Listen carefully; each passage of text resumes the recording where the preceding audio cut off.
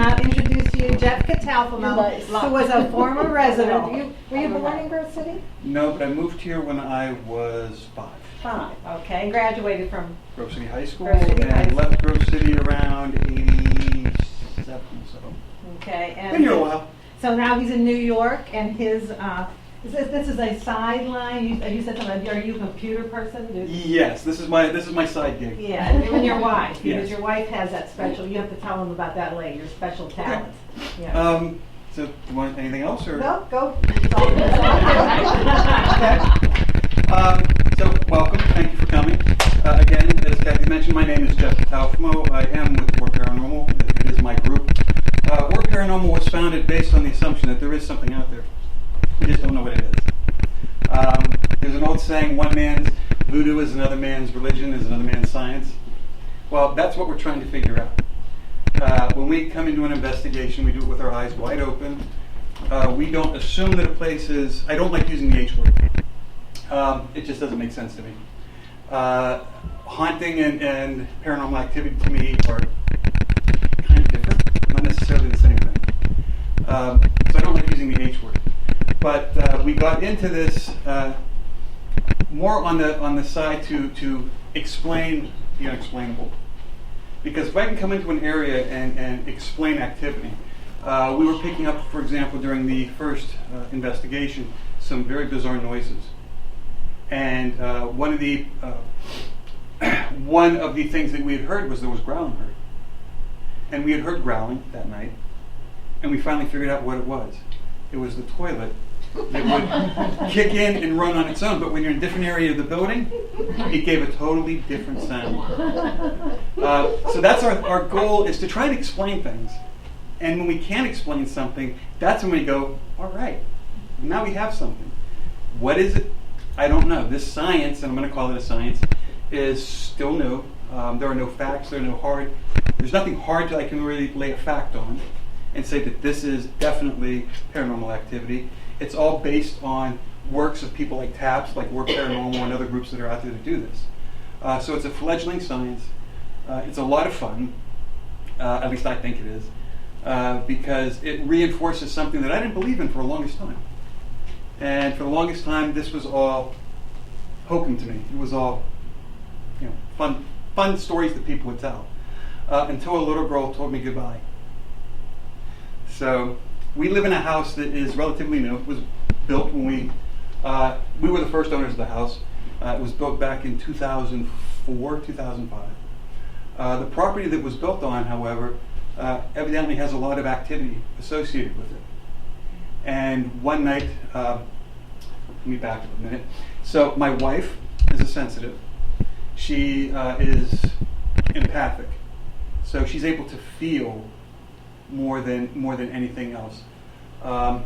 If the empathic effect is strong enough, she can, in some cases, actually communicate or determine male, female, age, that sort of thing. She experiences stuff all the time. She just lives with it. That's just her, her life is just in that realm.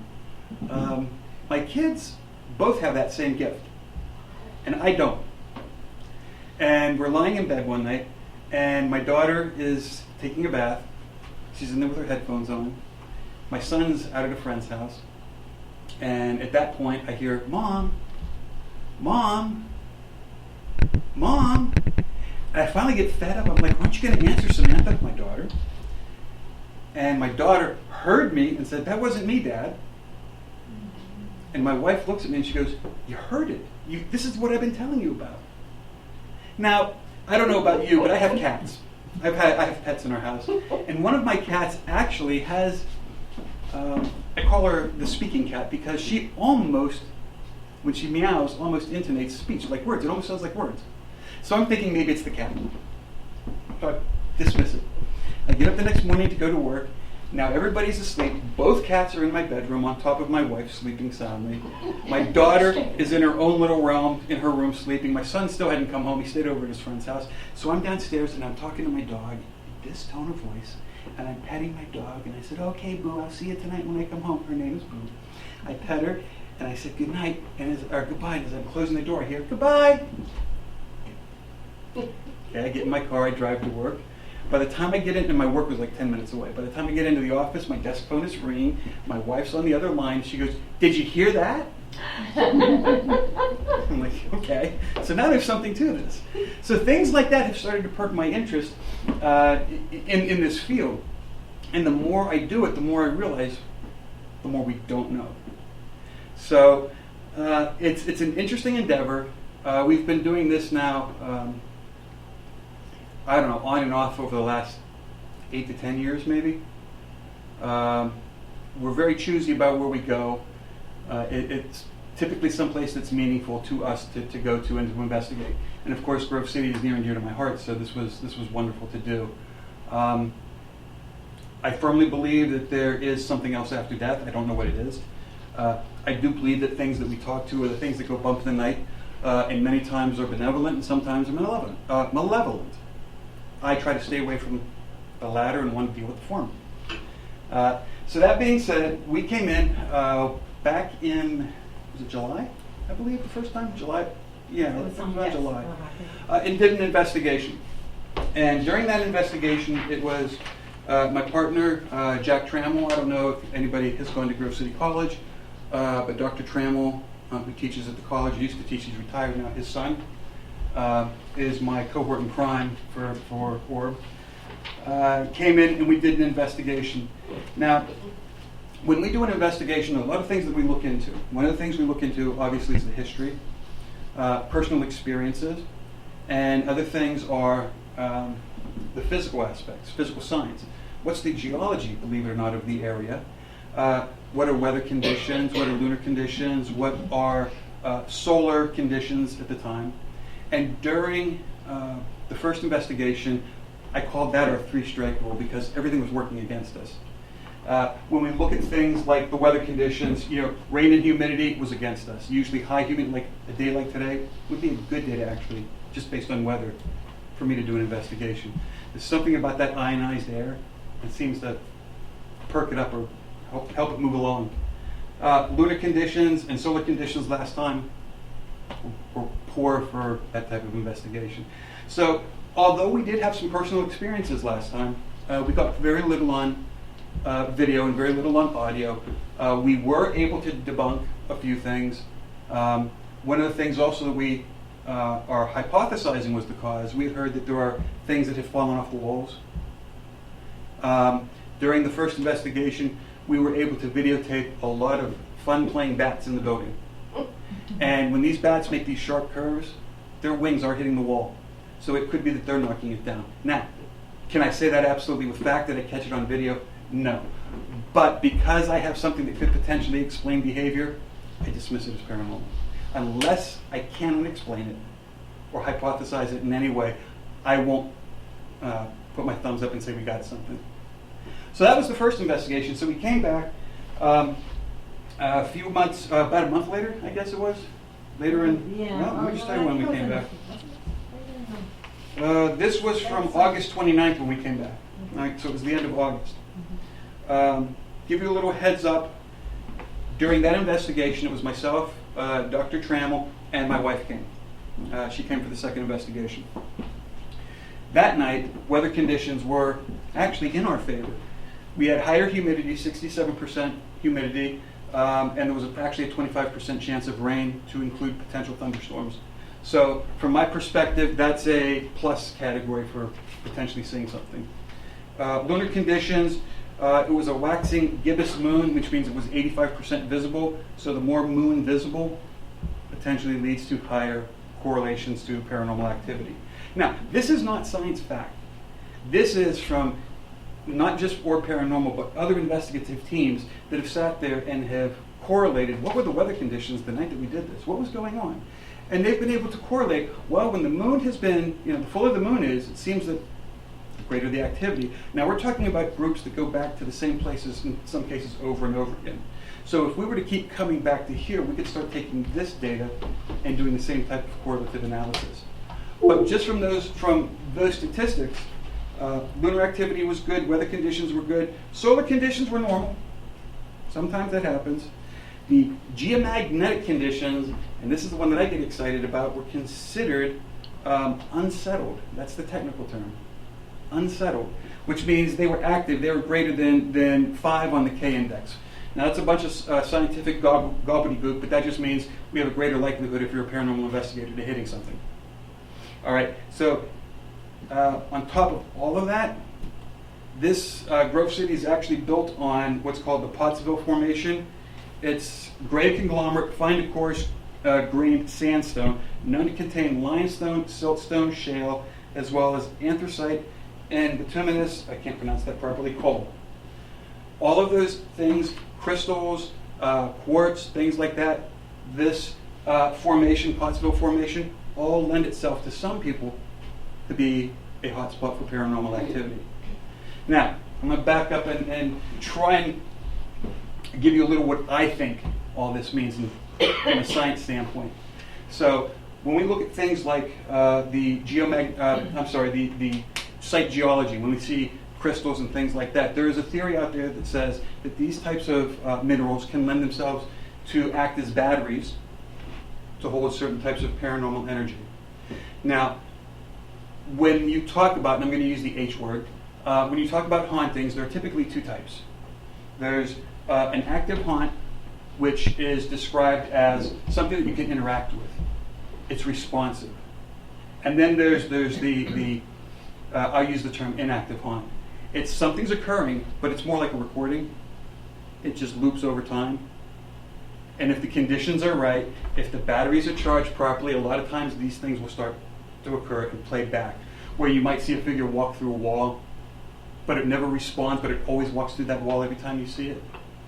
All right? That could be because of some of these conditions that we're talking about right now. So when we came back, we actually had a much better chance of having certain types of activity occur. Now, I gave Kathy a copy of the report. I'm going to give her 2 copies. She also has it on CD. I'm not going to go through the location and history. Come on, folks, you know. All right, I don't have to go through that. I will tell you, though, from our first visit, we came back with much more equipment and set up basically twice as many cameras on the hopes of catching things. So during our visit in August, during the reveal, we arrived on site, a very small group of people, to go over the details of what we had found. Kathy has that. I believe you still have the case file for that somewhere. So if you want to read that, if you're curious, by all means do so. During the reveal, as I did today, I have certain equipment set up. I have a K2 meter over here just in case. And where did I put my audio recorder? Hiding down over here. So we run audio during these events as well. During the last reveal, my partner in crime, Jack, was sitting up here on the side and kept hearing noises from the back. At the time, everybody was accounted for. And we actually picked up some of those noises on audio. So what I'm going to do is, as I go through and talk about things, if I have something to play or so on, I'm just going to stop right there and do it. And not do it all at the end. So that's kind of more relevant. At least I think it is. So I'm going to go back and play that audio file. And now, a lot of times with these audio files, I'm going to caution you. Take them with a grain of salt. Listen with your own ears. See what you think it means. Sometimes they're rather obvious. I mean, when we start talking about the concept of an EVP, electronic voice phenomena, something that you can capture on a recording but don't necessarily hear with your ears. Typically, you don't hear it. EVPs, a lot of times, are graded. A Class A EVP would be a recording where you can hear and decipher almost as clearly as you hear me speaking right now. But you didn't hear it at the time. B's a little worse, C's and so on. All right. Now, some of these, as you go through, you're going to might have to stretch your imagination. But the thing is, when I hear something, actually, when Jack does, because his hearing is much better for this stuff, we flag it and let you make the decision. Because you know what, you got to make the determination. I can't tell you this is paranormal evidence or not. You've got to make your own determination on that. So during that reveal, my poor laptop can go to sleep, right?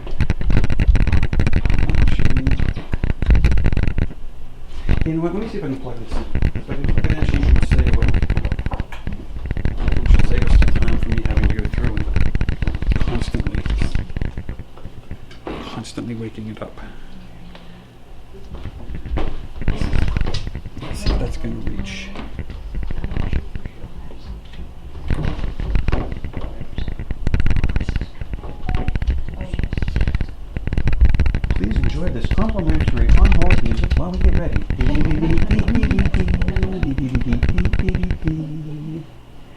Okay,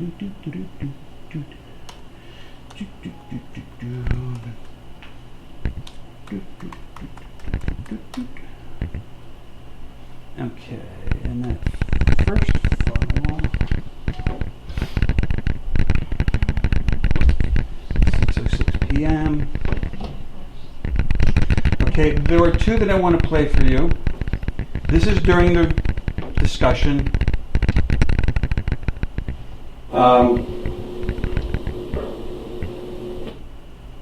You hear the click at the end, the thump? That, and again, I want to preface this. Certain things you're going to hear, like, it just sounds like a simple click.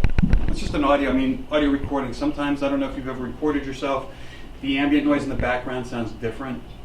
It was more thumpy, if you will, the day that we recorded that. But it's something that we picked up, and it's something that we can't explain. And along with that was...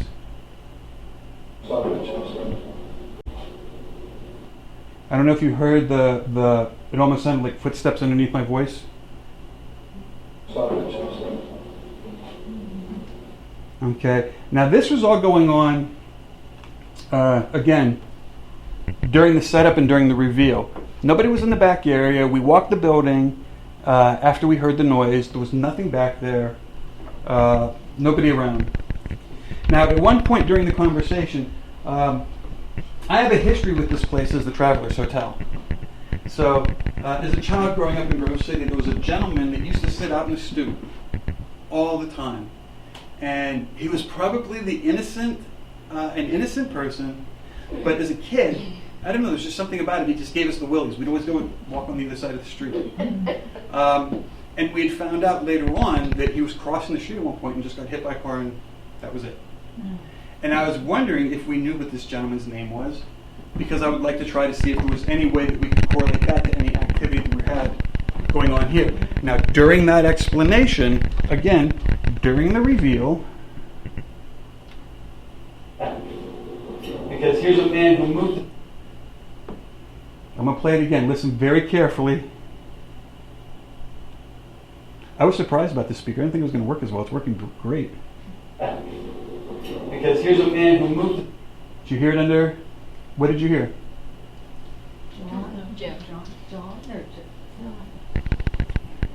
John. I got a couple Johns. Because here's a man who moved. What did you hear? Men in the Moon. Because here's a man who moved. That's me speaking. Here's a man who. But the voice that we heard, we played it. If you listen to it with headphones, the name we get is George. Oh. 3 different people. Now, I'm telling you what we heard. All right? I'm telling you that's the name I heard. And when I find something of interest, I don't say, hey, Michelle, listen to this word George that came over. I play it for her and say, what did you hear? Or what are you hearing? Or do you even hear anything? When we have personal experiences, I won't tell you what my experience is. Especially if you tell me you had that experience. I want you to write it down, and then I'll write mine down. And then let's see if they correlate. Because a lot of times our bodies do interesting things. There's a premise called matrixing. And matrixing is the concept where your brain will fill in things that are missing. So there was an interesting study done by Yale University, where they wrote a paragraph of text, and they took out every vowel out of the paragraph, but people could still read it. You're putting the data back in, even on words you don't necessarily get. You're putting the data back in because your mind is putting in what it thinks should be there. It's matrixing. That happens with things that we see. Maybe you're walking through the woods at night and you see what appears to be a ghostly apparition standing near a tree. And you take a body, I take a picture of it, and everybody swears it's a full body apparition until you go back the next day during the sunlight and realize it's just the moss on the tree and the way that it was captured when you took your camera. That's matrixing. Hearing something that wasn't necessarily there. Hearing words that I don't want to say wasn't there because that can also be an EVP. It's just filling in the gaps, kind of. So in this case, the gap that I wrote down and the gap that Michelle and Jack both wrote down was the name George. We finished that reveal, and we were excited because, well, first of all, we were excited to get started.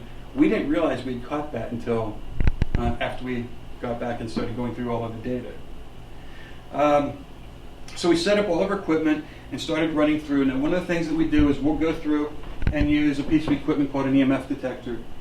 Most of the technology that we use, information and equipment we use, is standard equipment from other trades. It's an electrician's meter, detect electromagnetic fields. And one of the theories is that paranormal activity manifests itself by manipulating electromagnetic fields. So we use that to help try and detect and see what things are. So we walk through a building to get a baseline. And that baseline tells us what to expect. A baseline could be impacted by your lights, the fans, computer equipment, your heating and cooling system, all these things. Anything that runs on electricity is going to generate an electromagnetic field. Each and every one of you generates your own electromagnetic field. It may not be measurable, but you do have your own. There's a theory. I have a friend who has a propensity to break her computers. They just don't work for her. I can give her a computer that I've just used, and she just has problems with it. But I'll use it, and I don't have any problems. I can actually measure on her a slight change, an elevation in her electromagnetic field. Interesting. Now, can I say that's proof of anything? No, I just think it's very interesting. All right, but we go through. I'm sorry? But we go through and we try to find where we're going to see what our normal hotspots are. So when the AC kicks in, we know that affects it.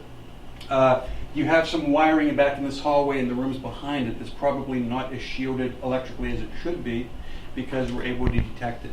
And I'm pretty confident that it's the electrical wire because I can sit there and basically trace a straight course along the wall. All right, it's not a hot spot. It's basically, if I could take the wall down, I'd probably say, oh, look, there's the cable. But we'll go through the building, we'll do all of that just to get an idea. We didn't have anything that was out of the ordinary, which was good because that means if we did find anything, it's probably something we need to dig into.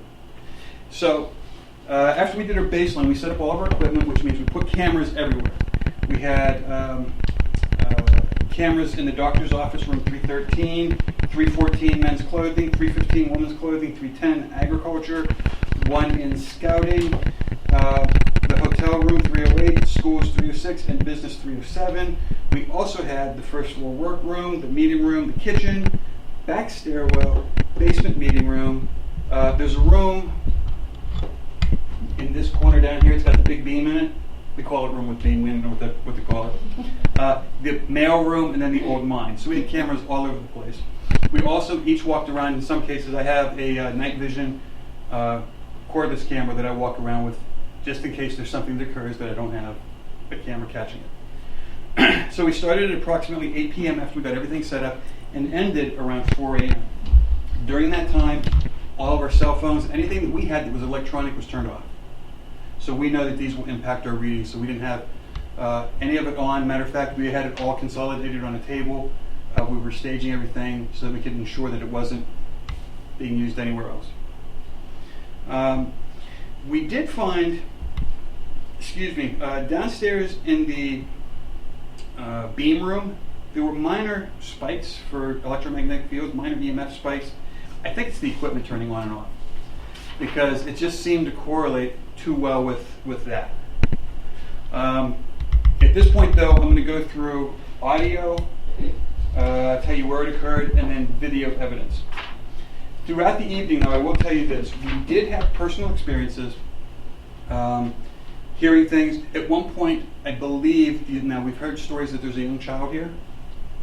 I believe that whatever that young child is was playing with us at one point, almost like playing hide and seek with us upstairs. Because I'd be like, is that you down there? And then all of a sudden, I'd see just a shadow going across the view. And then I'd go down there, and then I'd turn around, and I'd see it go across behind me. So it was just like a child playing a game. So personal experiences like that, I can't film it, or I didn't film it. I couldn't capture it on audio. I didn't capture it. That's personal experience. I want you to know about it. But is it anything? I don't classify it as anything other than an interesting observation or personal experience. Take with it for what you will. All right. So I'll go through all the data that we conducted. See if there's any other smoking guns here that I want to go over before we do that. Nope, I already told you that all of our weather conditions were primed. So with that, we started, and things didn't take long for things to actually start giving us recordable data. For example, at 7:01, near the workroom over here, my wife Michelle smelled tobacco. Now she said it smelled like pipe tobacco to her. Yeah, let me just play with it. This is more of just a notation.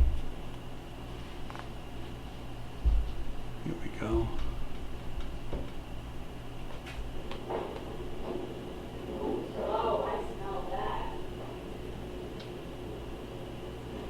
All right. She is not prone to exaggeration. And one of the things that I want to caution you about when it comes to reports of tobacco, reports of odors, because they do get reported as paranormal activity. A lot of times, I would dismiss those right offhand. I don't know if anybody in here is a woodworker, but wood has a great absorbency to it. And if you live in a house with a smoker over the years, the molding, it'll just get sucked into that molding. And under the right weather conditions, it's able to release. And then you smell tobacco, or you smell that odor. It could be 30, 40 years old. But it's nothing paranormal. It's just odor that's stuck and trapped in that object that when the pores of the wood are open, it can release itself. So, interestingly enough, though, a lot of the reports for tobacco were upstairs, back towards the doctor's office. This was downstairs in the back room, a workroom over here. Again, another interesting fact why I wanted to report it and document it, because it was just out of place. She smelled it back there. We then made the circuit and came into this room where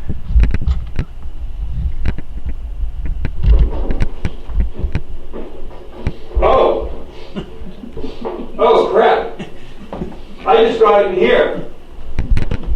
Michelle, come here. It was really strong. It was really strong. And forget if it, I will caution you, there may be a lot of these on here. I may slip. You see it? F-bomb periodically. You see smoke? See fog, yeah. I mean, I see a little. No, It's I really hazy. smell it, really. In smell this like that. room, not only did we smell it, but she saw haziness. It's 7:02. We are in the meeting room Documenting. It was in this room. when the That music here's was. Jeff, where I was hearing a little noise. That. So this is the same, where we were standing and smelling it, was the same spot that Jack was when he was hearing those noises during the reveal. Now, interestingly enough, a lot of times with paranormal activity, EVPs, I'll use an EVP as an example. A lot of times you can have two devices sitting this close to each other. This will record it, and this, nothing. Or vice versa. I don't know if you're familiar with Burnbrae Manor. It's a bed and breakfast in New York State. It is one of the, its claim to fame is it's one of the most haunted bed and breakfasts in New York State. I love that building. I love going there. It's a fun place to investigate. The interesting thing about Burnbrae is we had two cameras set up in a hallway, right like this far apart. And we did this on purpose. We were getting a lot of orb activity, floating globes of light in this hallway. So I set up two cameras, one to correlate with the other camera. And interestingly enough, we're seeing it on the camera on this one, but we're not seeing it on this one. So my buddy's standing there with his cell phone recording, and he got it. This camera didn't. But when he moved his cell phone over, couldn't see it. Now, interestingly enough, I will admit this, dust particles can refract light at a certain angle that I might see it from here, but not see it from over here. All right. Dust particles give off a different quality to the light than what I would call an orb. An orb almost looks like it's illuminated internally. And that's what we were capturing on this camera, but not this camera. Not the dust particles. Dust particles, a lot of times I'll show you what I think is interesting on video and say, that's dust. Because a lot of people go, ooh, it's got an orb. That's dust.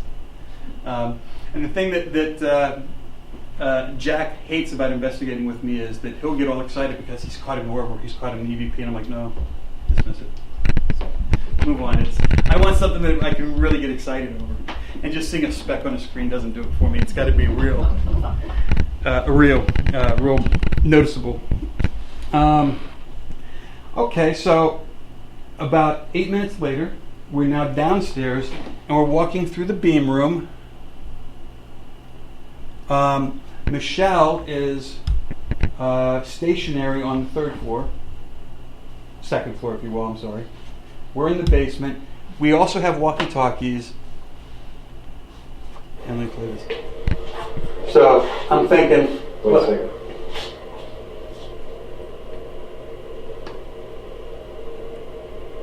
All right.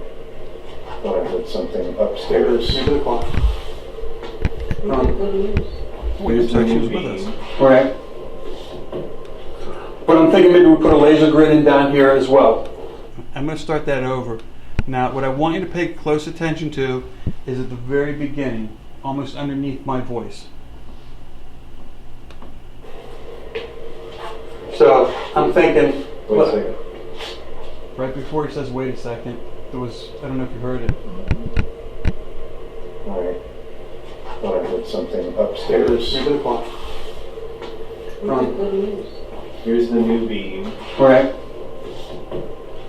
But I'm thinking maybe we put a laser grid in down here as well. This room and in the other room. I said, Where's H? Okay, I don't know if you guys just heard the footsteps upstairs. Right this second? Like right above us, it was very soft. That's what I thought I just heard over there too. I don't know, some of those are very hard to hear. A lot of times, again, you're going to have to put a set of headphones on. But we kept hearing footsteps when we were downstairs. And it just, I can't make it any plainer. It was clearly, you've heard footsteps when somebody on the second floor is walking. That's, I swear to you, that's the sound that we heard. You get a hint of it on some of those first ones, the first section of that. Around 9 minutes to 10, I'm in the library doing an EVP session. I'm just going to play it for you. Tell me what you hear.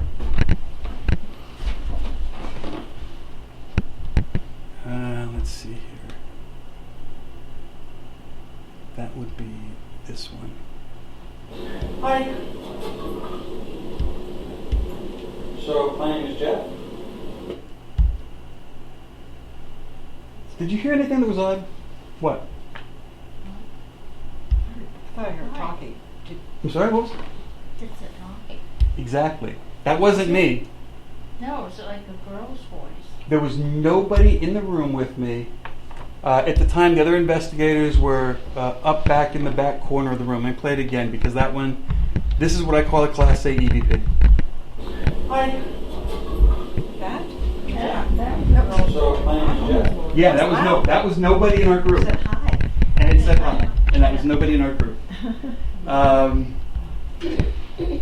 Remember I said stuff that gets me excited? That's one of those. Because it just jumps just right out. I mean, if I heard it, do you think I would have sat there and said, oh, my name's Jeff? I would have been, I think I would have been a lot more animated at that point. But yes, that was an interesting one that we found. Again, you be the judge of what that means. So you didn't hear it when you were sitting in that room. You heard it on tape. Only on tape, on playback. Wow. All right. The same like with the George. When we heard the recording earlier, and our group thinks it's the word George when we're talking about that gentleman's name, it wasn't something that we heard with our ears.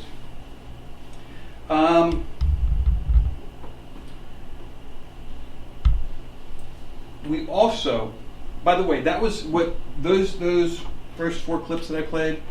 I have stationary audio equipment, but I also carry one around. Those 4 clips came from the ones that I was basically holding in my hand the entire time. The next series of clips come from my wife's recorder, and I'm just going to play it and let you tell me what you think.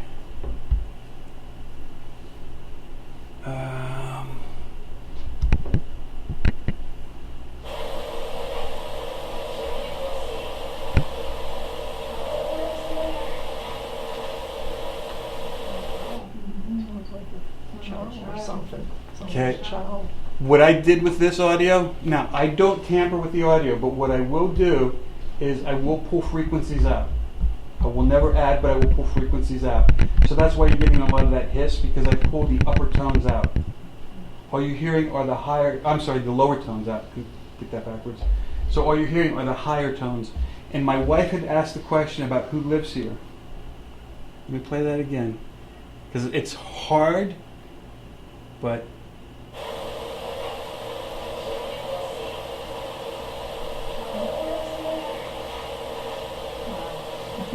let me play a different version of it.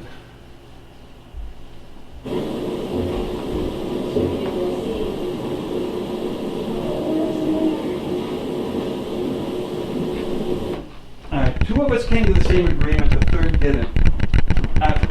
Anybody? What did you think? Did you hear anything that made sense? Sounds like a little girl. My wife and I both think it said Pop Pop lives here. And again, all that audio is on a CD that I've given to Kathy. Please listen to it, put headphones on, turn it up as loud as you can tolerate, and listen very carefully. But even if you cannot make out words, that was a little girl.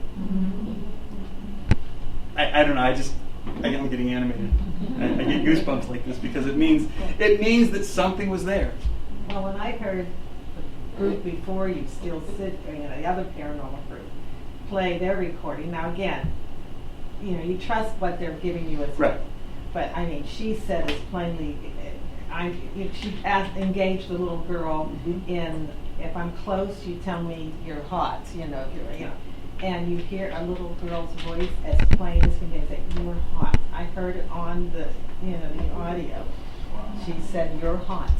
A little girl's voice. Now, the interesting thing is, a lot of times with paranormal activity from our investigations, Jack and I will go into a place that's highly active and we'll get a lot of data, a lot of results. And then we'll bring our wives in. His wife also happens to be sensitive. And then things go through the roof. All right. My mood, I'll be honest with you, my mood will seriously hinder or help what happens when I go through an investigation. If I've had a bad day and I bring that into your site to do an investigation, I'm not going to have a good investigation. I'm either not going to get anything or it's just going to be a very bad investigation. My wife, on the other hand, seems to bring that out. Now, the one thing she did tell us when she went through the building, that whatever was here was guarded. It didn't necessarily want to come out, maybe because it saw us as new faces. Even though we had been here once before, it may have seen us as new faces. It may not have just felt comfortable. It could have been a vibe that any of us gave off. But again, even with that, we were still able to catch things. We've had. I'm gonna interrupt this data with another story. Burn Bray Mansion. The first time we investigated Burn Bray Mansion, we spent the night. We slept there. Pat and Mike, the owners, are great people. We love them. They let us come in anytime we want to investigate. We stayed in the building, and it was one of those days where I was having a great day. My wife was just in one of the best moods that I had possibly seen her in a long time. And we're lying in bed, and I'm just happy as a clam, ready to go to sleep because, you know what, it was just a great investigation. It was just good people, good times, and I probably couldn't have been any happier. My wife was sitting there, again, very content. I'm rolling on my side, my wife's behind me. Now, how many of you have small kids that have jumped into your bed? Know that feeling? That happened. And I look over my shoulder, and there's an indentation between us. And my wife goes, "Did you feel that?" Because again, Mr. Non-sensitive, I said, "Yep. Good night, everybody," and I just smiled and went to sleep. It was one of the most comforting things that I had felt since my kids used to do that. You know, so here it wasn't threatening, but I think our mood in this case severely impacted our ability to get results. In that case, a positive. The night that we did our second investigation, I'm probably going to say that there was some residual energy from one of us that was probably impacting it, because, as she said, whatever was there seemed guarded. And some of these, it took a while for things to pop out. Now, when I said I thought something was playing with us, that was around 3 in the morning. That was an hour before we stopped. So we had been here already all night. And it almost seemed like it took that long for whatever was here to feel comfortable. I don't know, that's my impression. Okay, so we got the pop. These are interesting, and I got a lot of interesting ones that, I have some doozies, which I think we've heard a couple, but I've got some interesting ones as well that I can't explain, such as, what did I call it? Here we go.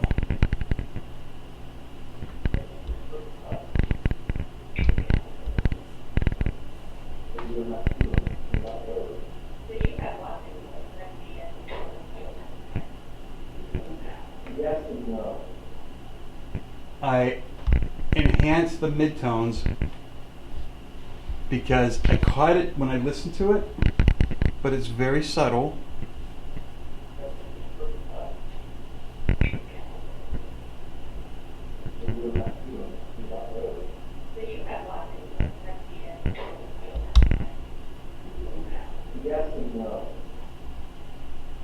Anything?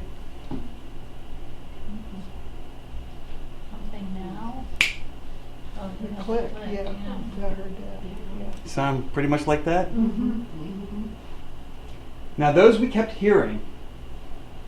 In some cases, like when this one occurred, these two occurred, it was just on audio, but there were other times during the evening.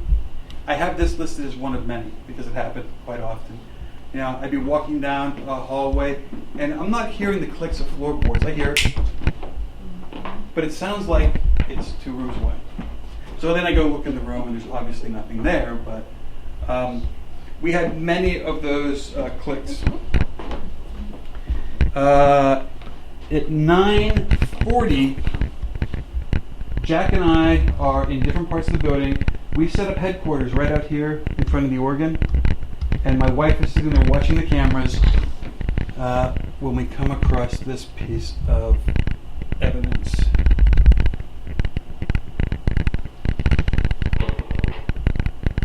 What was that? Some kind of movement or sound coming from behind the front counter. Okay, listen very carefully to the beginning again. What was that? Some kind of movement or sound coming from behind the front counter. We went all over that area. Nothing had fallen. There was nothing on the floor. We can't explain that.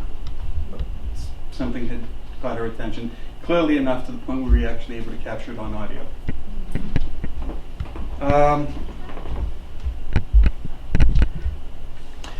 One of the pieces of equipment that we use is, and I have an equipment list in the back of the report if you're curious as to what we use.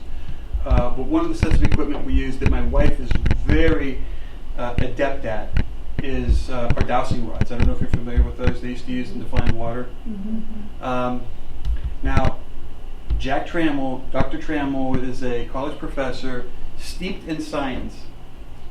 And one of his cohorts at his institution was telling him about dowsing rods and you know, how did they defy science but work? And Jack, being the non-believer, said, "You're going to have to convince me." And so the gentleman gave him a pair of dowsing rods and made him go out into this area of the college campus and put a little flag. He gave him a little bucket of flags and made him put a flag anytime the rods crossed. And that's what he did. He spent 45 minutes just walking through the schoolyard and putting it down. When he was done, what he had outlined was the foundation of a building that was no longer there. That blows my mind. All right, there's no evidence. There's no ridges in the dirt. He's like I couldn't explain it. He's used these before with the same college professor, proving the concept of dowsing rods on a beach, and outlined what was the remains of a shipwreck that had been found not too long ago, like a few years previously. It had been cleaned up after the fact, but they were able to outline the principle of dowsing rods. My belief is that in the right hands, the energy that a person emits is able to be tapped into. Now, of course, I don't know what that next phase of evolution is, that next phase after death. I mean, does it give us the ability to use energy or not use energy? I don't know.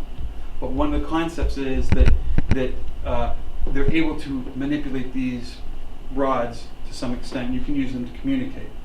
I work so with pendulums work better for me. I don't know why. It's just works better for me. But the dowsing rods have worked before, to the point where in some locations like Burn Bray Manor, I'll sit there with a set of dowsing rods and I'll say, cross them for yes, spread them wide for no. Do you understand? And the rods will just go slamming like that. And I'd be like, okay, take both rods and point them to my right shoulder, because I just want to make sure that what's going on is not. And now when we're doing these sessions, everybody's hands are always being video recorded. We're recording the individual, but we have one specifically on the hands to see if any of this is happening. It's human nature. It can happen very easily. We don't try to do this, but when we're doing that and I say push it to my right, my hands aren't moving, but both rods go like that. All right. My wife, dowsing rods seem to be her thing. She's doing a dowsing rod session in this room when this was captured on audio. Again, you be the judge.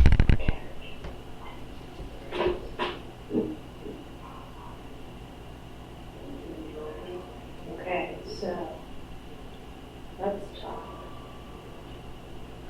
Go to the middle, take any rest. Okay, I'm going to play that again. Now, every now and then you might hear like what sounds like a metallic voice. There's a piece of equipment that I use that was turned on. It should have been turned off in the other room because obviously it's bleeding over onto this one. Just ignore that. Listen very carefully to the beginning and after Michelle speaks.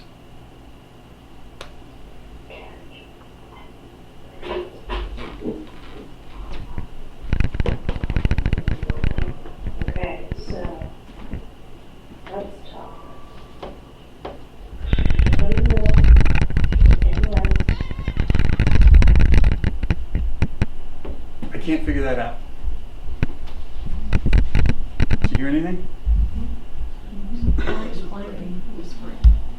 That's the point that there's whispering underneath all of that. I don't know what it is. Again, we take notes during our investigations as to what's going on. And Michelle's notes, and even asking her after the fact, she didn't hear anything at the time other than that squirrely box I had running in the other room. Again with Michelle, the lucky lady, 1:15 in the morning, second floor near the doctor's office. That is going to be, oh, here it is. Right, that's why we need to put the finger. That one's hard to hear. Right, that's why we need to put the finger. At the very near the very end, there's at least we're hearing a male whisper. Again, we can't tell what it says. About 40 minutes later, same area near the doctor's office. 09.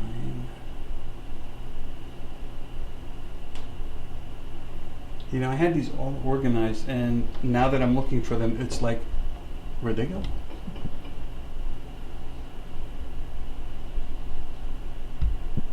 I might owe you an audio file, looks like.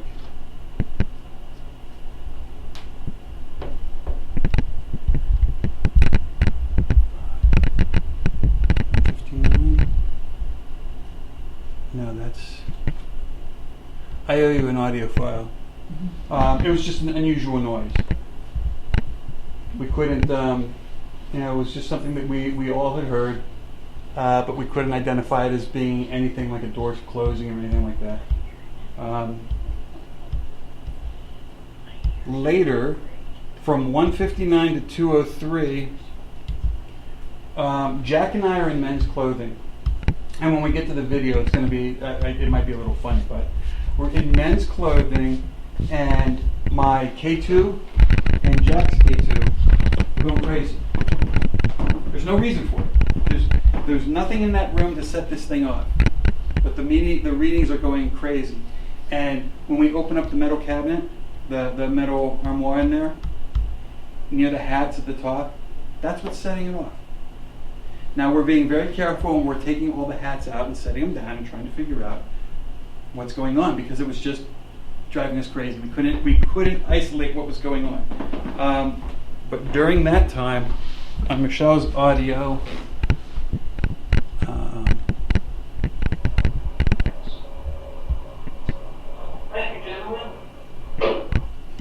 at the very beginning, again, it's hard to hear, but there's,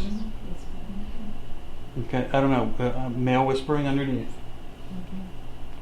Audio 10, and this one.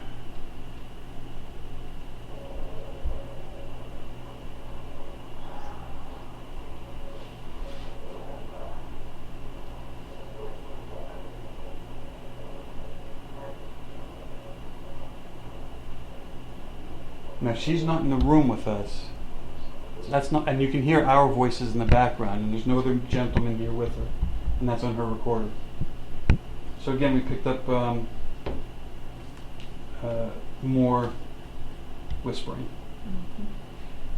In the back stairwell, the first time we were here, that's where we were hearing recordings of the growl, or hearing instances of a growl.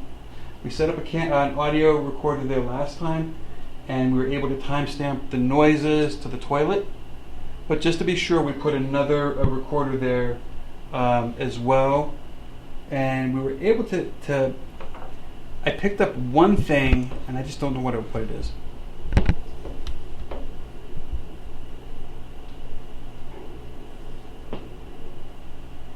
It's very subtle. It almost sounds like it almost sounded like the door at the top of the stairs.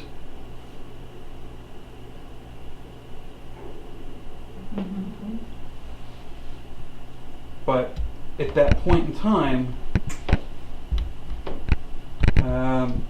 we're nowhere near that. We put audio in the beam room. Now I'm going to play this for you, and again, this is going to be one that I'm going to ask you to take on faith, but you're actually going to make your own decision, actually.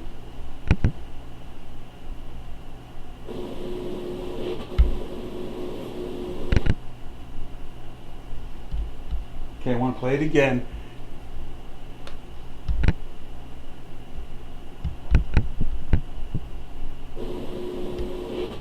Right there. Alright, and then I'm going to do it one more time with a different clip.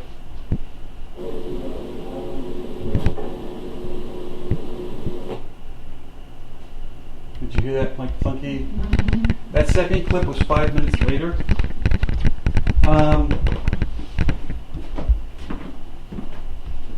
The only way I can describe that, because I've heard that sound before, it's the sound I get when I pick up my recorder and move it. The sound of it being touched. Nobody's touching it. Nobody's near it. There was nobody in the room when that occurred.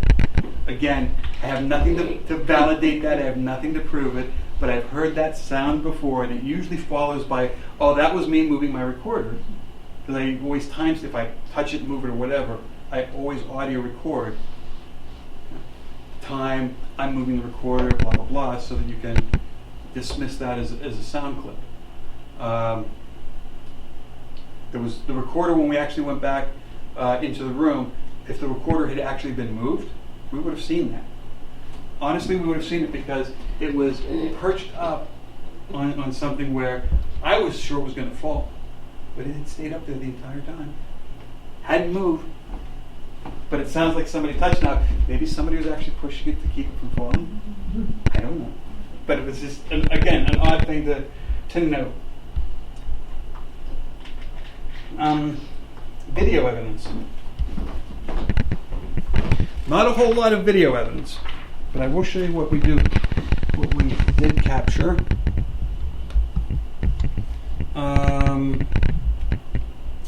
This was from the mailroom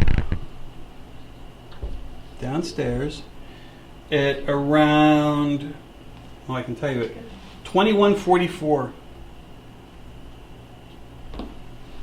Let's see if it comes up there. And no, hold on, I gotta move it. Oops. I'm sorry, I mislabeled it in the report. That's not the mailroom. And it also did not.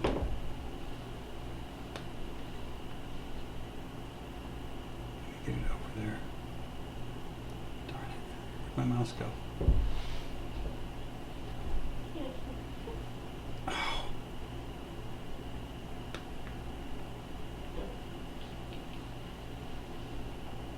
Trying to do this on a touchpad isn't that fun. Okay.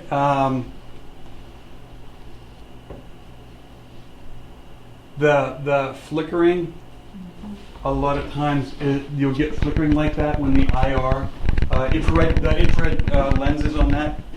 If there's a variation where it's trying to switch between regular light and so on. But I want you to watch coming down, I'm going to say it's probably from about up in this area, going down across.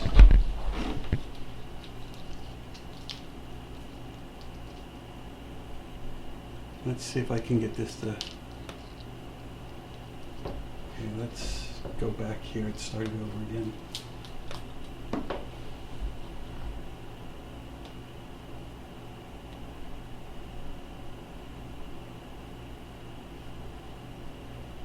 There's one.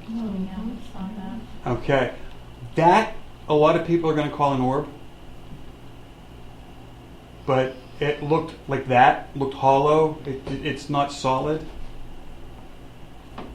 I wanted you to see these, and I'm going to let this run because there's actually a few minutes of it. This, when you're looking at evidence, what I think everything is on here are either dust motes or insects. Now, interestingly enough, insects a lot of times will get misrepresented as an orb or some type of paranormal activity because on infrared, a lot of times that just makes them glow like amazingly. There have been instances where I've seen it almost looks like a laser show going through a room. It's a bug. You get used to seeing those things after a while. But this one is just all what I wanted to classify and make sure that we had an example of dust and a potential insect. There's a spot where the activity does, I think, on this one pick up.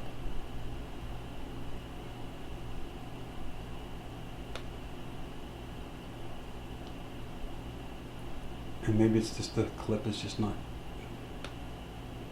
allowing me to see it clearly.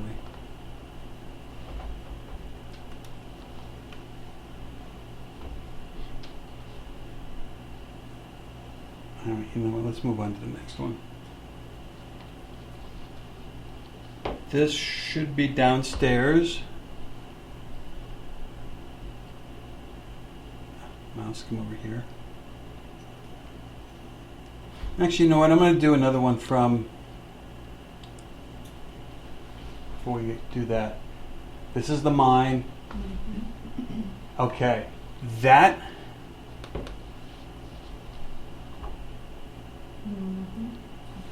see how that's more solid? We're still calling that an insect. But Jack and I argue on that one, so I threw it in there. Because again, I can't blow it up enough to see, am I seeing wings, am I seeing little feet? But that would fall into the category of either being an orb or an insect. Jack, and I respect him, and he may actually be right, because as it flies off, it kind of just, where did it go? So, yeah, maybe he is right. Yeah, the more I look at it, the more I think I'm going to change my mind now. But, so again, it's not like there's, this is fact, and this is dust, this is an orb. Let's see here. Let's go to this one. Oh.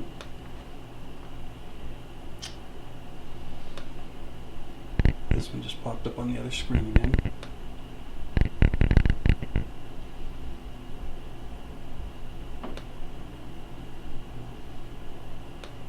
Okay.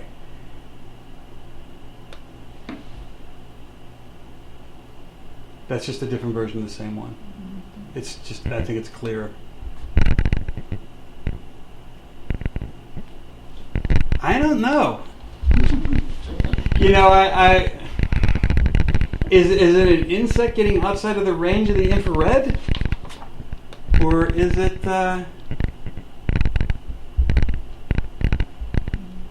is it an orb?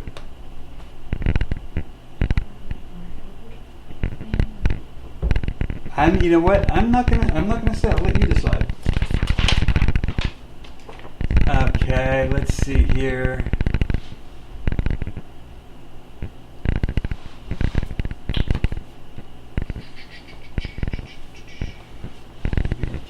Channel 2 should be channel 2.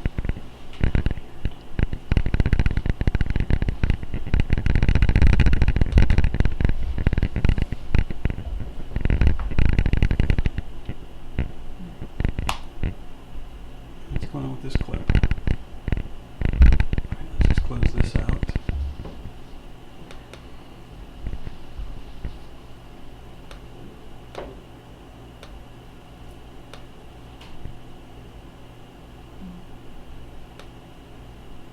Get rid of all those clips.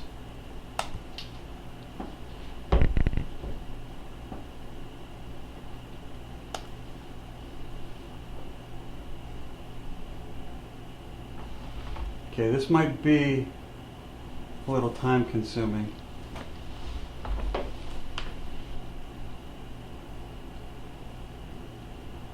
And just got a few minutes to it.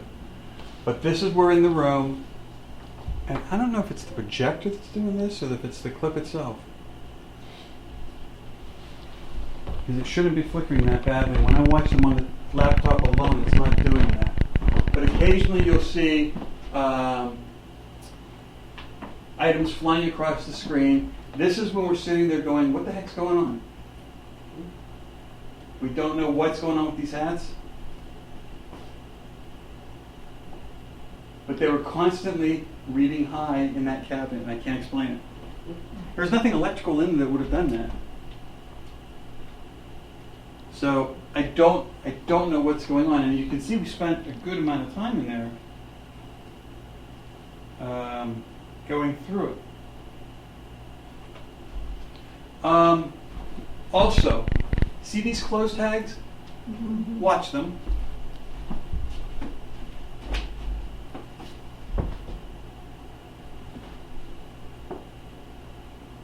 Is that the switch right here? Behind the screen. I'm going to darken it just a little bit. Behind the door there. Behind the door. Behind the door over here. How's that? That's good. Yeah.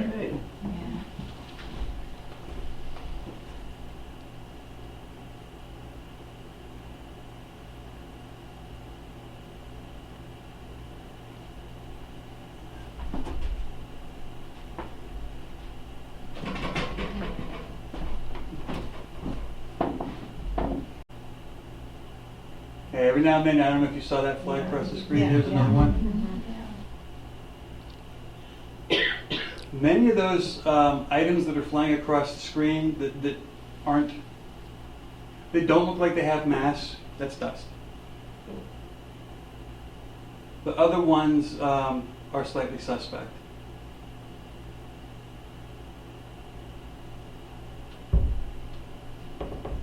Keep an eye on those tags. I believe this is the clip.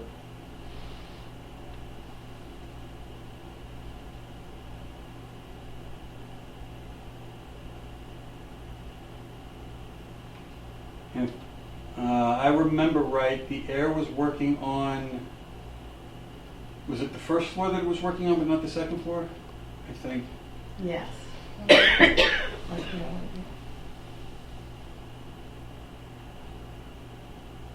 So that was dust and it just went past? Yeah, a good chunk of that's dust. Now, some of that's dust from us Moving working in the things. in the cabinet. Now, the other thing that I use to help determine, at least in my mind, the difference between dust and an orb is purpose. If the motion to me is purposeful, or I don't want to say has thought behind it because that's hard to describe, but if it's purposeful, I'm probably going to lead to calling it an orb. There's I'm trying to remember the name of the place. Fairy Plantation. Wow, it took me a while. Down in Virginia. It has reports of a lot of paranormal activity there. And they have a gift shop on their second floor where there's supposed to be a lot of activity. So we have a camera sitting on the floor pointing straight to the doorway to this gift shop. Jack and I are going up the stairs. We're heading towards the gift shop when you see two orbs come out of the gift shop, go around to avoid us, and then head straight down the hallway. Dust does, even in a windy environment, doesn't do that. Oh, look at the It's. tags. I'm sorry, you see him? He did not touch the tag at all. We've watched this video over and over and over again, and none of those tags were touched. Looks like wind is blowing on. Now, it's conceivable that maybe in putting a hat down, he did something, but we were extremely careful with the hats when we were moving them because you know what?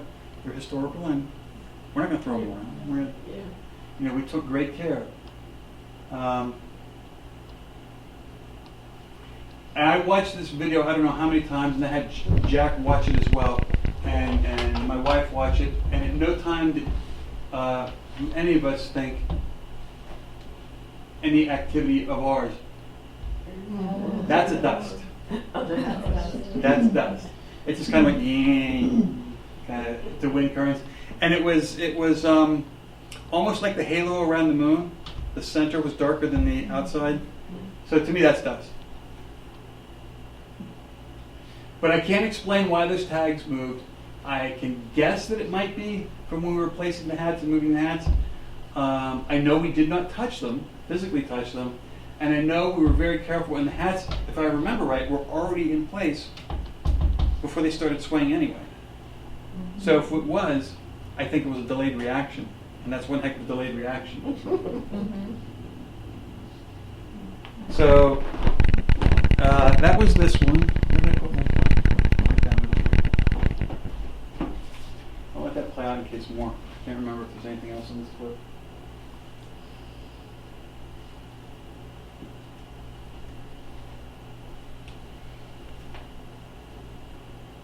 And then Michelle comes in.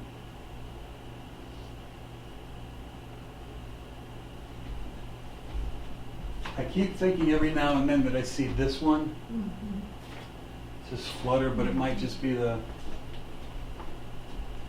lighting. But those ones in the front near the shoes were definitely there was definitely motion associated with them. And when Michelle came into the room,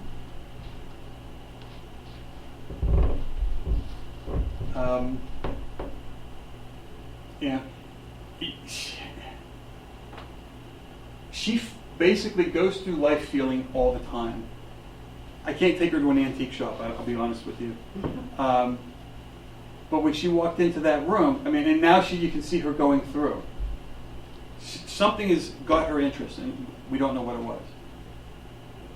It's gotten so bad that we've gone to an antique shop near our house, and she'll be walking past a rack of clothes or something, and she'll stop and just run her hands along, and then just sit there, and she's just holding the sleeve of, a dress, a jacket, or whatever, and I just start smiling. I'm like, "What's going on?" She goes, "I can't quite make out. They're trying to tell me something, but I can't quite make out what it is." You gave her a little kiss. All right, that wasn't meant for this, but yeah. So there's something in there that got her attention. We just don't know what it was, and it might have been related to the tags. Again, your mileage will vary. It's your wow. I put on a lot of weight there, didn't I?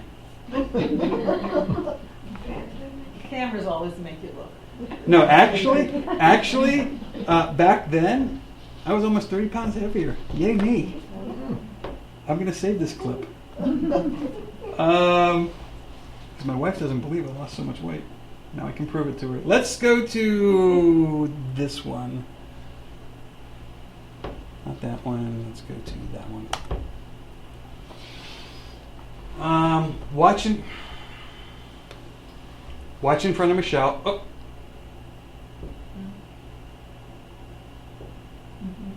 Now that tiny one looks more solid and illuminated to me than some of the other ones we've seen. And I want your opinion because I'm not quite sure. Look at the height. I mean, yes, it does look like it's coming up near her forehead, but we're also looking down. So let me back it up.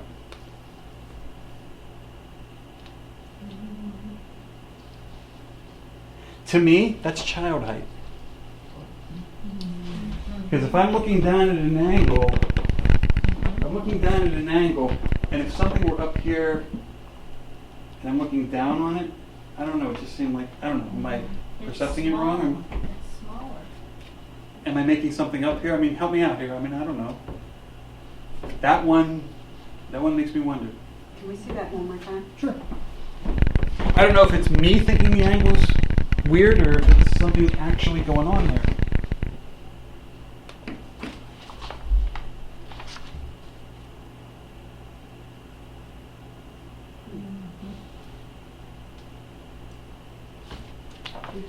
But again, you see she's focused on that area. And that almost looked like something to me was curious. I'll play one more time because I don't know. I don't know about that. It just seemed too less random, too purposeful, I guess. I keep going back to that phrase, but it did strike me as normal dust-like activity.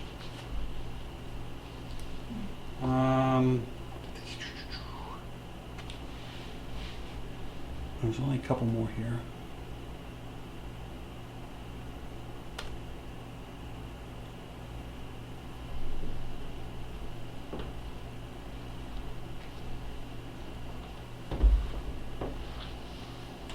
Okay, that was hollow, so that's another example of what I'm definitely calling dust.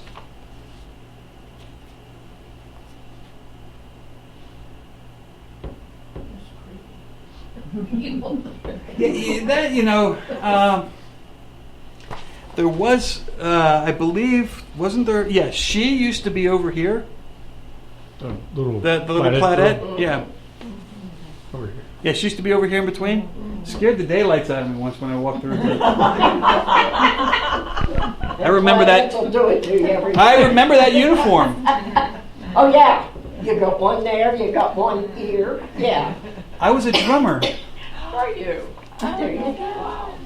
I was a short little peanut drummer. Did it for like one year. Yeah, my wife thought that was the funniest thing when I told her that. You thought they'd come back after Yeah. you? My sister tore a baton. Oh, see there? Yeah. Now, that one blows my mind. I want to play that one over again because that one shows. You know, think if it was dust, you know, it's. Watch it as it first comes into frame. All right, it almost loses its color, its solidness, and then it circles back up out of frame. What do you think? I'll tell you what I think. Perfect example of dust. Yeah. I keep saying, you know, if it looks solid, it looks solid. That's so close to the IR projectors on the cameras. It's going to make it look solid. It was that close. And you notice as it got further away from it, distant, it started to lose that solidness, more characteristics of dust, and that loop back up. I don't know. To me, that's air current activity in the room. I mean, even in a room right now where you're looking at these things, like chains hanging down, there's air movement. You can't see it. You can't really feel it, but there's enough movement going on. And I do want to point out, because I said this the last time I was here, and I'm going to say it again. We did capture dust. I'll have to say, I'll be honest with you, this is one of the few places that I've captured such little amount of dust on camera. In the old hotel room, for example, I went in there both times. Is anybody in here responsible for maintaining that room? Marty. Marty. Okay, because I didn't want to upset anybody. I went in that room and I'm just like drumming on the mattress in the covers like crazy, because I want to see a lot of dust come up so I can say, okay, this is dust. Nothing. We clean very well. It is. It's very well maintained. I think the last one I want to show you is another you make your own choice. I may have already played this one. Did I? Let's see, 2008. Gosh, my eyes are bad. That one.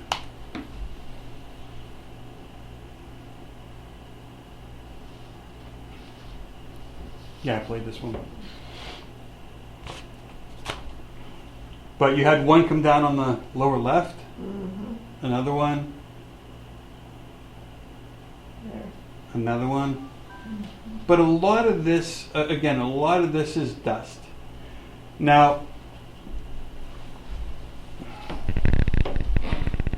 one of the things that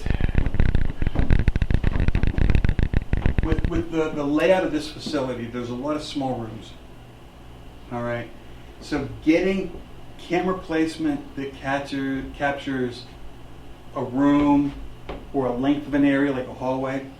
Hallways would have been easier to capture than the rooms, but the problem with the hallways is the length. You've got some really long hallways. And the IR infrared lenses on these only project so far. So if I really wanted to get good coverage, I'd have to put a camera at the other end pointing back down. I can't, because the infrared on this will blind the infrared on this and vice versa, which is why I didn't put any cameras in the hallways, because I wasn't going to get, it was only going to give me half of the activity. But one of the interesting things that you can find, and if you're interested to ever try this on your own, is put the camera out, and sometimes you might actually capture an orb going down the hall and then going through a wall or going through a door. If you see something that's purposeful like that, you might have that residual haunt that I was talking about earlier, where something is just repetitive. A lot of times with these residual haunts, anything that you see that's repetitive, an orb that goes down a hall and cuts through a doorway, or through a wall for that matter, is typically repeating or playing back activity from whatever caused it to imprint and record. And there may have actually been a doorway where that wall is now a wall. And it's just, that's the path it was taking in life, and that's the path it takes now. And If there's no door, there's no door, because the door was replaced or whatever. But that being said, you had a lot of activity on video that, I'm going to flip a coin and say basically you decide. There's a lot of audio that you heard that you have to define with your own, define in your own self whether you think it's something or not. Some of those are, I'm not going to say incontrovertible, but some of them are pretty darn obvious to me. As I said last time, I don't like using the H word. I won't say this place is, but I will tell you that this place has something, has activity. I wouldn't call it bad activity. That's the one thing my wife is great at, is determining whether she wants to even go into a building or not.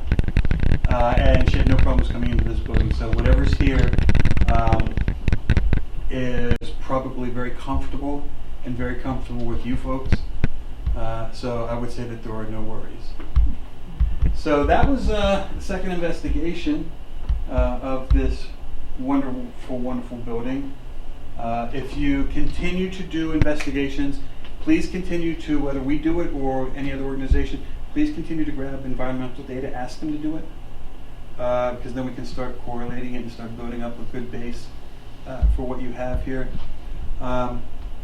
If you do any new construction in this area, I would love to come back during and after, because that tends to stir things up. Watch your acquisitions as well. In many cases, I talked about the battery effect from like local geology crystals and so on. It's not uncommon to have objects be imprinted with energy from the previous owners. I honestly believe that my mom is in my house more so than not, because I have her dog tags from when she was in the military, and I have the flag that draped her coffin. So I seriously think that she pays me a visit. Michelle and I were having a civil discussion. We were having a civil discussion, and I like the axiom, happy wife, happy life, so I was caving. I was giving in graciously when the flag actually fell off the top of the thing that I had it on top. Now, this was actually my mom's china cabinet that it was sitting on top. And for it to fall, so there's a lip that goes like that, and the flag was sitting here, so it had to go up and over that lip. But it fell. We had that happen 2 orientations ago. We had a room full of people here, and how those little pictures are on those little stands up there, nobody was near them, and 2 of them came tumbling down off of the stands. And Skip, you just made the comment, well, I guess our paranormal ones are here at the meeting with us. It could be. It could be. I mean, it just, there was nobody bumped the cabinet, no, nothing. One morning I was here with an 8th grade class, and there was a paperweight sitting on that cabinet, and all of a sudden it landed on the floor, and nobody was around. Things happen. Things happen. I told you my house is active. So I think I told you this last time. I'm a little, I'm an IT nerd, so I'm a little anal about certain things in my life. And my home office desk is one of those things. It's a nice cherry desk.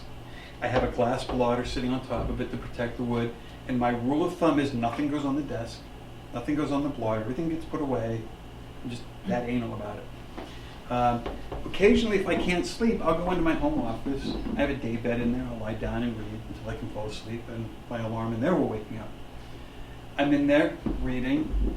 I shut my book, turn off the light, and the next thing I hear is tinkling. Now, I don't have any coins on me.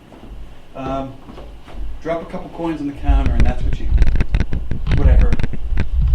So I turn on the light, I get up, and I look, and in the middle of my desk blotter is a dime and a penny. Not mine. Which I think is very interesting. I grab my equipment. By the time I get my equipment, my EMF detector does go up, but it's fading. So whatever was there is no longer there. I find it very interesting. I did some digging, and interestingly enough, dimes and pennies seem to be, for some reason or another, very significant for paranormal activity. I don't know what that means. Nobody's ever been able to explain it to me. I haven't found any literature on it, but anytime that somebody has, like, I hate using the word manifesting, but coins manifest or whatever, something like that happen, it's usually dimes and pennies for some reason. Give me the silver dollars, please. But so yeah, we've had things like that happen. Cupboards will open and close. I hear them at night. I'll travel for work, and my wife will call me up saying that the TV's not working, the smart TV doesn't work, and that her external hard drive for her computer is not functioning. So when I come home, I'll plug it in, and immediately it works. The TV's working fine. I'll go away, and she complains again. I come home, and all I do is I say, listen, in a loud voice. I said, you can stay, you're more than welcome, just don't mess with the equipment, you're driving me crazy, and it stops. And it just stops. So things can happen, things can follow you around, things can follow you home. Hopefully anything that's ever followed us home is good. I don't think we've ever had anything bad follow us home, knock on wood. But yeah, so this is clearly it's something I enjoy doing, and I get impassioned talking about it. That was the investigation. If you have any questions, I'll be surely happy to take them at this I time. just have a comment. I'm so glad your wife determined we got friendly spirits in here. And it's true. We've never had any malicious things, occur. That way. But you're the third group that has come, and the little girl has been consistent with all three groups. That doesn't surprise me. Yeah. And how she interacts with each group will be different. The first group, and we heard this, they said, are you a girl or a boy? And you could hear, she said a girl. How old are you? 4. Do you have any brothers or sisters? A brother. And those were very, very clear. It was a conversation that was going on. It's no different than dealing with regular with children. I know as a child myself, there were some grown-ups that I gravitated to and others that I just shied away from, for whatever reason. I know that when it comes to children, most of the time in this field, let my wife deal with it, because for some reason, I guess I've got that energy that is, Our little girl tends to like women more. Seems Right. to respond to. At least I know with your wife and the group before you, it was a woman that she seems to, gravitate more to a The woman. first one was a man. The first one was a man. Yeah. But you talked about the beam room. Right. That's where a lot of the activity, even, Mrs. Trapasso, probably? yeah. Yeah. And even workers and things, there's been a lot of reports of things down there. Even the room being flooded at one point. So, I'm clearly not as sensitive as my wife. And I do a lot of cybersecurity training for individuals and companies. And part of that training, I use a phrase called the stinkometer. It's part of your brain that I described that tingles and lets you know when things don't feel right, when something stinks. It's kind of like Marvel Comics, Spider-Man's Spidey sense. It just lets you know when things don't work out right. I do get that feeling occasionally when I walk into a facility. Burn Bray, I got a sense of peace when I walked in there. Never anything to make me feel upset. Here, no, nothing odd at all. My wife clearly, and my wife would have told me before we even got in the building that she wasn't going to come in. I don't know if you're familiar with the history of Savannah, Georgia, but back during the Civil War, Savannah was shelled from Union forces right in the fall through winter. And during the fall, when that was occurring, wounded soldiers were taken to this one hotel in Savannah where they were operated on. Now, Civil War medicine being that it was, a lot of that meant amputations. And the orderlies who were assisting these field surgeons had collected a pile of body parts, and they asked the doctors what to do with them. They said, I don't care, just get rid of them. So what they ended up doing was pulling up floorboards and dumping these body parts onto the floor. Shortly thereafter, I mean within days, the city was evacuated. Winter sets in. Well, decomposition is occurring in winter. So by the time summer comes around, what's there to smell? Right? So when the troops finally come back in, everybody's forgotten all about this. That is one of the most active places in the city of Savannah. And we've been to Savannah twice. And the first time we were there, one of the things my wife bought me was this book called Haunted Savannah, because she loved buying me these things. And it was shrink wrapped, so I know she didn't read it or anything like that. I read the whole book, and it's in my backpack as we're walking through Savannah. And we're walking down this one street, and she's just pausing every now and then. I'm like, what's wrong? She goes, I don't know, there's something around here just I don't like. I'm looking down the street, and I'm like, oh, you see the hotel? I don't say anything. We get closer. She's like, yeah, there's something around. And I'm like, where's it coming from? She goes, it's coming from over there. And she's pointing at this hotel building. So then I pulled the book out on the street, and I handed it to her and let her read. She goes, yeah, I'm not going in there. I wouldn't go in there even if you didn't give me the book. So she's very sensitive to this stuff. And this is one of those places that she was just comfortable. So yeah, I wouldn't take any worries about working here anyway.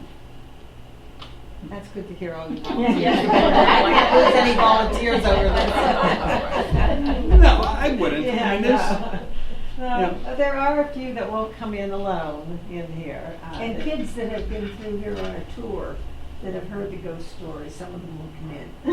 Well, it's interesting. Not just that they won't come in, but probably because they've heard the stories. Mm-hmm. For some reason, children are more sensitive to that. You know, and it's like what I tell people when I train them. Listen to your stinkometer. It's something we don't listen to as we get older. We tend to forget about it and move on because we know better. You know, it's that primal instinct that we need to go back to listening to.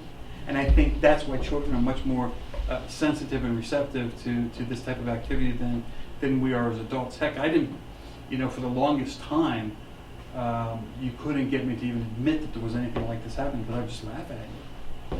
Now with, the experiences that I've had and the things that we've experienced in doing these investigations, my mind's totally convinced. I don't know what it is. I've seen things and have been able to do things that have helped people. I may have told you this last time. When we were in Savannah, Georgia, there's a house down there called the Sorrel Weed House. It has a very sordid past, again dating back to the Civil War, where a slave was hung. The mistress of the house committed suicide because the slave had slept with the master of the house. Big sordid affair. Whether that story is actually the way it transpired or not, we don't know. TAPS investigated that place and found it extremely, they said it was extremely, they used the H word. One of those other groups, Zach's, Bacon's group, not Ghost Spacers, that's from, what's his show? Ghost Nation, I think, yeah. They've investigated it. They actually offer ghost tours. So we went on, doing the touristy thing, did the ghost tour. And at the end of the tour, they let you investigate. And, it's of course, they're shilling for money to investigate this house. So they're handing out equipment so you can do that. And the guy comes up to hand me equipment. I'm like, that's okay, I got my own.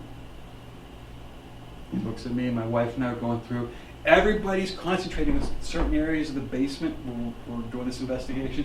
My wife, her sister, and I are over in this one area working and so on. And he comes over and he goes, why aren't you over there with everybody else? And my wife goes, because this is where the activity is. And she goes, there's something about this corner of the basement that's disturbing. And she goes, like body parts disturbing. And the guy turns pale. He goes, this is where the doctor's old surgery was. The family doctor. He did some weird stuff as a surgeon, and he did it in this basement. And he was I don't want to call it medical experience. He was just a weird doctor doing bad medicine, practicing bad medicine in that area of the basement. So he asks us if we want to come back after everybody leaves. He goes, yeah, I'll let you go through the house. You want to really investigate it. And we're like, okay. Now, one of the things I want to point out is before we even got to the basement, we were on the tour of the house. I'm sitting there, and I didn't want to, let anybody know, but I had, like my K2 meter and hiding it under my arm, and I'm sitting there checking it periodically. And I've got my recorder sticking out of my shoulder pocket, and I'm checking it periodically. And we're in this one room where there's this small table, and I wish I was running video. I really wish I had a video camera at that point, because I'm watching this woman, and she's leaning over looking at the woodwork on this thing, and the door goes and open and slam shut on it, and she jumps back and screams, and I'm like, I saw that. So now everybody's leaving the room, and now I'm over there, and I'm sitting there with my K2 going. I open the door, and I'm looking for, if there was an electromagnet in there, I would have picked it up. If there was any electrical or anything in there, I would have picked it up. There's no pulleys, no strings, no nothing. I'm looking under this. The guy's like, before he even let me come back, at the very beginning of the tour, he's like, you got to move. We got to go into this other room. I'm like, I'll be there in a minute. And I asked him, I said, can I move this? He goes, no. When we're back investigating later, he let me move it. There's nothing there. And I told him what happened. He goes, stuff like that happens all the time. Now, we were in the slave quarters, which is where there's supposed to be all the activity. Now it's just me, my wife, and this other couple that was interested that wanted to come back. And we go up, and we're going into the room where this woman supposedly was hanged. So we go in there, and Paul, the tour guide, I'm like, come on, come in. He goes, no, I told you, I won't go in there. Which is true. On the tour, he said, I have not been in this room for 9 years. I've been doing this tour for 10 years. The last 9 of those years, I have not gone into that room because things have been thrown. It's just, he's been injured. Not majorly, but he's had little bits of plaster from the wall, brickwork, stonework that's on the floor, stuff fly at him, the door's flown shut in his face. He's been pulled into the room. He goes, I won't go in that room. He goes, matter of fact, when I come to work, if I have to change, I'll change in the other house in the basement where the surgery was. I won't come over here and change in the slave quarters. He goes, that's where everybody goes to, not me. He goes, you go in there, I'm staying right where I am. So we're in the room, my wife's using the dowsing rods, and we're using, and we change things up. Yes, no, and then in the middle, this becomes yes, this becomes no, and just to kind of make sure that what we're getting is reasonable correlative data. So we find out we're talking to a Native American from the area who's there, and it finally dawns on me, I'm like, are you the one that has been annoying Paul? We get a yes. I'm like, are you trying to hurt Paul? And immediately, I don't even get the answer, the question out. It immediately goes to no. And I'm like, okay. I asked my wife to center so the rods get centered. I said, are you trying to get Paul's attention? And the thing slammed, shoulder to shoulder, yes. So now I get up and I go outside, and Paul's standing literally, we're in the kitchen, and he's by the front door, that far away from me. So he can't hear what's really going on. So now I walk out, and he goes, you having any luck? And he's very serious. You having any luck in there? Is everything okay? I said, yes. And surprisingly, it's all about you. Paul is this tall, and if I'm walking down a dark street in Manhattan at 12:30 at night, I want him. I want him next to me because he's cut, he's big, he's a big guy. Color drains from his face, and the fear in this man's eyes is palpable. I mean, it's just, he's literally shaking. It's about me. I said, yeah.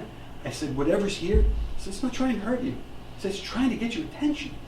It's like, oh. So then my wife's shouting out, and I just asked this, does this mean anything to you? And he's like, oh my God. So she's asking questions, finding out that whatever's here, this Native American, is actually watching over this guy. When Paul originally moved to Savannah, he was in a very difficult time in his life. He was addicted to drugs. He was an alcoholic. He was manically depressed. And if he were here, he wouldn't be upset with me telling you this because he's very proud of where he's gotten to. So this was just a very bad point in his life. And he goes, I was ready to end it, but something told me no and to stay in Savannah. And it would be okay. And after that experience that he had, everything started to work out. He got clean, he got a job, he was doing very well. And my wife is actually telling him these things because she's asking questions, trying to pin it down, not having a conversation with Paul. She was actually able to say to Paul at one point, did you have a problem with any type of problems in your past? And he's like, yeah. And I'm like, don't tell her. Don't tell her exactly what it was. And so now she's asking and getting asking questions and telling him, you were an alcoholic? Yeah, I was. Okay. Now he's again getting like this. But he's getting closer. And he's getting closer. And he's getting closer. By the end of the night, we had Paul in that room, sitting there in the middle of the room with us. All of us, quite literally, were in tears from what we were hearing. What he was telling us, the answers we were getting to the questions that he was asking now. And at the end of the night, as we were leaving and exiting, he gave us all this, a huge hug. I don't know, I can't explain how much this meant to me. And at that point, I realized, wow, this actually could be something that makes a difference to some people because I never thought of it that way. But I've lost touch with him since, but I did reach out to him a couple times, and he goes, it's funny because I now tell that story on tour. I go into this room now, and it's the first time that I've been in this room in 9 years because I thought, and this is what I found. So just because something's out there doesn't mean necessarily that it's there, and that the actions you experience are necessarily malevolent or whatever. Let's face it, if I had to get your attention and I didn't have any other means than to throw something at you, I'd probably throw it at you. So that's why I say we don't know, we don't understand. It's more art than science. But as we get more involved and do more of these types of investigations and start learning more, what becomes science, what becomes, fiction in some cases can now start becoming fact. So, I don't know, any other questions or? Did you ever find out the name of the guy that sat outside? No, I think George, that's the only thing that's... It should be in the ledgers that Mr. Passo kept. We didn't get any of them. Oh, you didn't? No. Oh. I tried and she could never find them, and she lost them, and we never got anything from her. I tried to get pictures, nothing. I'm going to stick with George because when we were asking that question during the prep beforehand, and we were talking about it, that's the name that we caught on as an EVP. I remember when the man was killed down here. Do you remember what year that would have been? Oh gosh, I don't. That's How old do you think you were when he passed? I honestly don't know. Because it would be in the local newspapers. They put up a note, a crosswalk there, and for a long time you had to stop there before you even went past the crosswalk. Yeah, I don't remember. I'll be honest. Is it 80s? Would that make sense? That's probably right. Yeah. I just know that and this is probably not the thing you guys want to hear in the historical society, but growing up as a child, Grove City was under a bubble. That's how I always felt. Still is. Bubble City, and it was the one place you wanted to get away from when you could. I love coming back because you know what? It's home. And it's in a bubble. And it's in a bubble. And there's something to be said about bubbles nowadays. After you, what did the Amish say? After you've been out among the English, coming back home sometimes is the best thing you could do. Anything else? Has anybody ever been told any stories of what could have happened to a young girl here? No. We tried. didn't We tried. At that time, Rhonda McClellan was recorder of deeds at the courthouse, and we asked Rhonda to trace back all the deeds on the property to see if we could find an owner who might still be living who could tell us about this little girl. And we have all the deeds that go back to when it started in the late 1800s.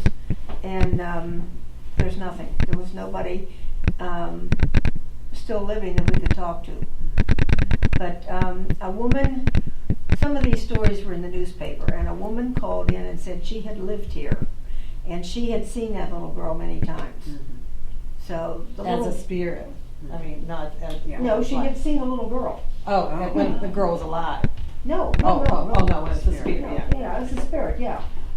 So that little girl is consistent through all the stories. But there could be, I mean, there could be a lot of different reasons for that. I mean, she could have actually been a resident at one point, Well, that's what we were trying to find out, or if a little girl had died in the building.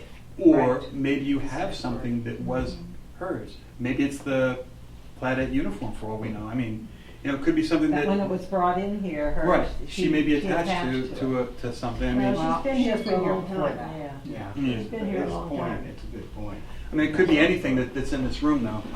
John, what about your little girl in your house? Have you ever been able to trace back, No, where that mine, could, you know, through what was on the property before you built your home? no, not from my area, not from my house, because it was mostly just farmland.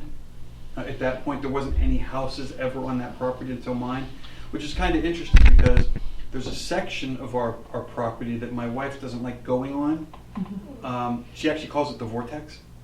And she says it's a transporter, if you will, from Star Trek. It's like, we're like a way station. Things come through and things go. Certain times of the year or certain weather conditions, we have a lot more activity, and it's transient. It's, you know, we'll run EVP sessions. Sometimes we'll get names, but they're never the same. Maybe occasionally now and then we'll get the same name. I shouldn't say that. But she's like, it's almost like we're a bus station. You know, a stop on the way from, you know, one point to another. So it's, yeah, I have no idea about that. Now, what's interesting too, though, is where I worked when we first moved into that house was for a credit union in New York, and they were on a street called Rykowski Lane. And this was about the time when I first started really getting into this type of stuff. Now, I worked all sorts of crazy hours, which is why I'm no longer there. But my hours would take me sometimes into the, you know, still of the night. So I would be running equipment in the office while I'm working, and because one, I'm the only one in the building, and I would have conversations with what's ever, you know, around me. Most of the time, I'm probably talking to myself. But one of the things that I would use is called an SB7. It's a colloquially, I can never say that word, known as a spirit box. And the concept of it is that it is spitting out radio frequencies, and whatever is out there has the potential to use that energy to convey words, maybe sentences, but typically it's just words. So I'm running that in the background while I'm sitting there working, and I'm like, so is anybody here tonight? Nothing. Continue to work. Like, sure, there's nobody here tonight. I'm working. I'm like, come on, there's got to be somebody here. And I hear Sarah. Ooh, okay, so notepad next to me, write down Sarah. I'm like, Sarah, are you, you know, obviously Sarah's a woman's name. I'm like, are you older than 10? Yes. Write that down. Now I'm working. Every now and then it would be a long delay before I would get any responses. But eventually, while I'm working, I was able to get Sarah, older than 10, younger than 20. I got to know when I said older than 20. Did you live on this? Yes. Did you die here? Yes.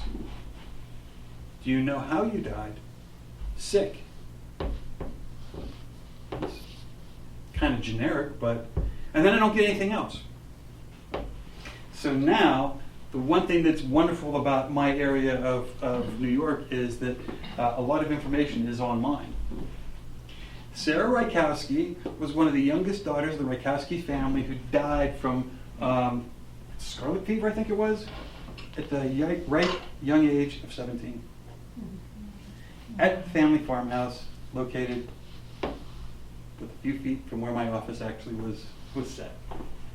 So yeah, you get some really, Didn't you use that machine last time here and you got some words? yeah. Yeah, got some out of the veterans.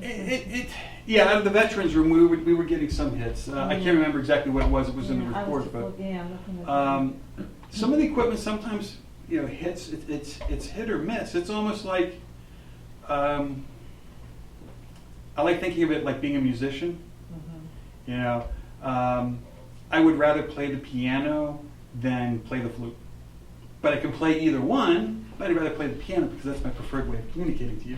Well, I'd rather communicate using the dowsing rod because that's easier for me than it is to try and manipulate a spirit box. Who knows? It could be something simple like that. It could be something totally different. I don't know. We're still trying to figure this out. Well, it's fun, very interesting. Anybody else have anything? Thank you for doing it. Thank you Yeah. very much. I love doing this. We'll see if we got anything on audio. If I don't email you, we didn't catch anything. But if I do email you, then yay. We Someone got was something. with it, they were here. Okay, So, sounds good. Thanks, Jeff. all right.